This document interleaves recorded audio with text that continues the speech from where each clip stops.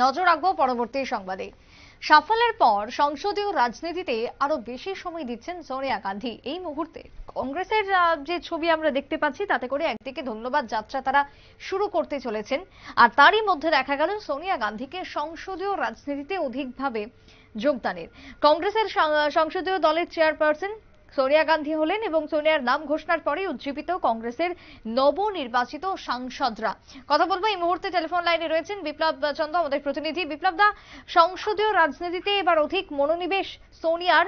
যে সোনিয়া কয়েকদিন আগে অবধিও অসুস্থতাজনিত কারণে বারবার পিছিয়ে থাকছিলেন বা প্রকাশ্যে আসছিলেন না ভোট প্রচারের সময়, সেই সোনিয়াই এবার কংগ্রেসের সংসদীয় দলের চেয়ারপারসন হলেন।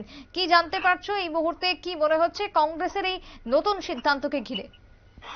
দেখো, একটা জিনিস সুপ্রীতি পরিষ্কার, দেশীয় রাজনীতিতে আমরা যেটা দেখলাম 2014 সাল থেকে 2024 সালের লোকসভা নির্বাচনের আগ পর্যন্ত একটা কিন্তু কংগ্রেসের মধ্যে একটা অস্থিরতা ছিল। 125 বছরের যে কংগ্রেস দলটা, সেই দলটা কিন্তু অনেকটাই ভিটে মাটি ছাড়া হয়েছিল এবং সেই ভিটে মাটি ছাড়া থেকে কিন্তু কংগ্রেসকে উজ্জীবিত করার ক্ষেত্রে সোনিয়া গান্ধী এবং রাহুল গান্ধী তারা কিন্তু বিশাল একটা চেষ্টা চালিয়েছিলেন এবং সেই চেষ্টা কিন্তু এবার সফল হলো এবং এই সফলের ফলই বলা যায়।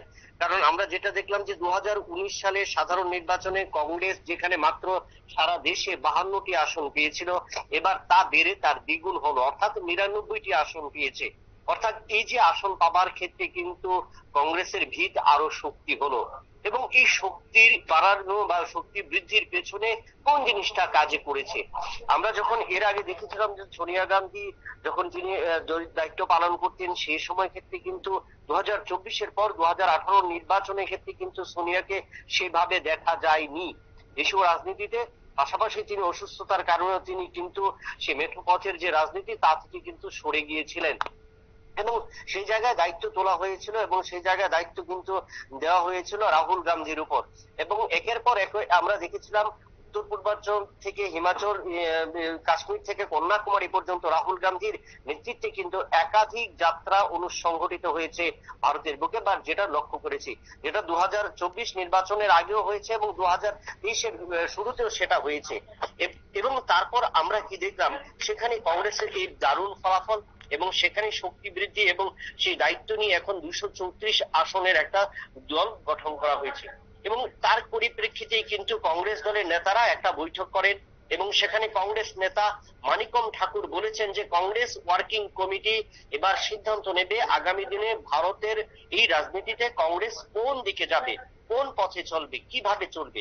এবং তার জন্যই কিন্তু যে বৈঠক এবং সেখানে কিন্তু সূত্রের খবর অনুযায়ী কংগ্রেস সংসদীয় দলের চেয়ারপারসন হিসেবে নির্বাচিত করা হলো কাকে? সোনিয়া গান্ধীকে।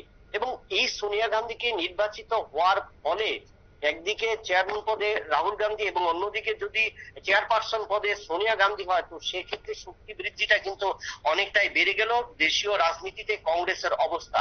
কারণ কংগ্রেস যে জায়গার একটা ছন্ন ছাড়া দল ছিল এবং বিভিন্ন ক্ষেত্রে কংগ্রেস ছেড়ে বিভিন্ন রাজনৈতিক দলে বা বিজেপিতে যোগদান করেছিল অনেক তাবর তাবর নেতারা, সেই জায়গায় দাঁড়িয়ে কংগ্রেসকে আবার ঢেলে সাজাতে কিন্তু এই নতুন পরিকল্পনা এবং এই নতুন পরিকল্পনাতেই কিন্তু যেহেতু সোনিয়া গান্ধী অসুস্থতা রয়েছেন, অসুস্থতার কারণে তিনি মেঠো রাজনীতিতে এতটা সফল না বা তিনি দূরে থাকছেন, সেই জায়গায় কিন্তু তার উপর একটা গুরু দায়িত্ব দেওয়া হলো এবং পাশাপাশি রাহুল গান্ধীকেও যে একটা দায়িত্ব দেওয়া হলো, তার কারণেই কিন্তু বোঝা যায় যে বিরোধী দলনেতা হিসেবে রাহুল গান্ধী যখন পালন করবেন তার দায়িত্ব এবং চেয়ারম্যান হিসেবে যদি সোনিয়া গান্ধী দায়িত্ব পালন করেন, তাহলে কিন্তু আগামী দিনে এই ভারতীয় রাজনীতিতে কংগ্রেস শক্তিশালী আরেকটা হচ্ছে বলে মনে হচ্ছে। ঠিক ঠিক, ধন্যবাদ বিপ্লব দা তোমায়। অর্থাৎ ইতিমধ্যে সংসদীয় রাজনীতিতে সোনিয়া গান্ধীর আবারও অনুপ্রবেশ এবং সেই জায়গায় দলের চেয়ারম্যান হিসেবে নিযুক্ত হওয়াকে ঘিরে দল যে আগামী দিনে আরো এগিয়ে যাবে সে কথাই মনে করছে এই মুহূর্তে রাজনৈতিক মহল।